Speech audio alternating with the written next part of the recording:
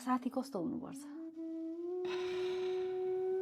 साथी भनेको जति बेला आफूलाई समस्या पर्छ त्यतिखेर सबैभन्दा समस्याको समाधान खोज्ने भनेको आफन्त साथीभाइ नै हो। साथीले राम्रो रेस्पोन्स दियो भने आफू समस्याबाट गुज्रिरहेको छ भने पनि सजिलोसँग त्यसलाई समाधान गर्न सकिन्छ।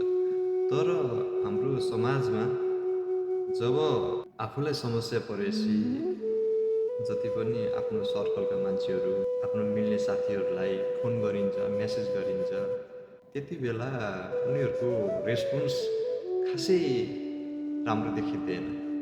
त्यो मलाई मात्र होइन कि सायद अरूलाई पनि हुनसक्छ। तर साथी यस्तो हुनुपर्छ, समस्यामा आएर त्यसको समाधानको बाटो खोजोस्। खुसी हुँदा त, सुखी हुँदा त साथी त्यसै आफ्नो सर्कलमा भइहाल्छ। यो स्वाभाविक कुरा हो। जब आफू दुःखमा परिन्छ त्यतिखेर मन मिल्ने साथीलाई फोन गरिन्छ, मेसेज गरिन्छ। त्यो साथीले राम्रो रेस्पोन्स दिएन भने झन् अर्को समस्या थपिएको जस्तो महसुस हुन्छ। सुखमा त त्यसै खुसी मिलिरहेको हुन्छ।